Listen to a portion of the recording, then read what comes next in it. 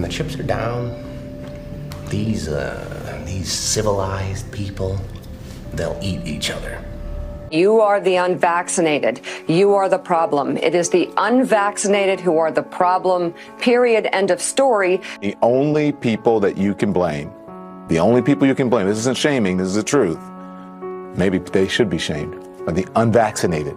It's time to start blaming the unvaccinated folks, not the regular folks. Anyone you came into contact with will blame you, as will the rest of us who have done the right thing by getting vaccinated. Because frankly, we know that we can't trust the unvaccinated. I think it's time to get our moral house in order, Anderson.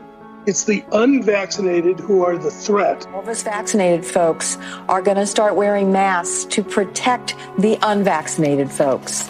It's called a Christian value. You're basically punishing the vaccinated for the sins of the unvaccinated. People are not behaving honorably. The unvaccinated are basically saying, well, it's open season for me. I can do whatever I want as well.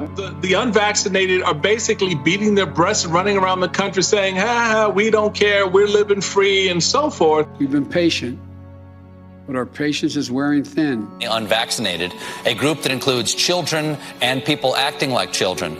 And the rest of us are starting to get pissed off. The vaccinated feel the unvaccinated are making me upset or angry. This is not about freedom or personal choice. Well, my freedom is being kind of disturbed here.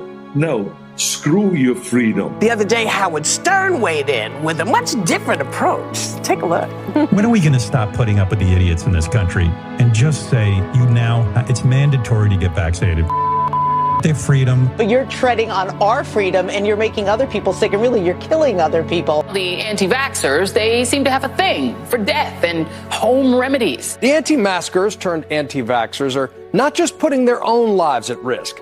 If that was the issue, we could just say that we can watch them compete to win place or show in the Darwin Awards. We have to start doing things for the greater good of society and not for idiots who think that they can do their own research. And don't get me started on the lunatics who won't take any of the COVID vaccines. Life is too short to be an ass. Life is way too short to be ignorant of the promise of something that is helping people worldwide. Maybe you're doing it because you're disconnected or disorganized. Maybe you have some sympathetic psychological reasons. But maybe you're just being antisocial. Oh, you can't shame them. You can't call them stupid. You can't call them silly.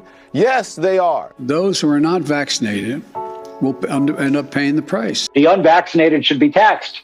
They should pay more for health care. We need to start looking at the choice to remain unvaccinated the same as we look at driving while intoxicated. We're going to see, and I've said, almost two types of America. Dr. Fauci said that if hospitals get any more overcrowded, they're going to have to make some very tough choices about who gets an ICU bed. That choice doesn't seem so tough to me. Vaccinated person having a heart attack, yes, come right on in. We'll take care of you.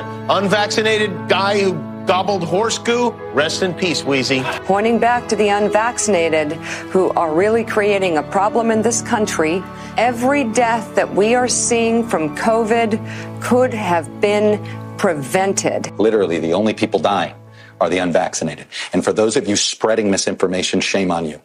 Shame on you. I don't know how some of you sleep at night.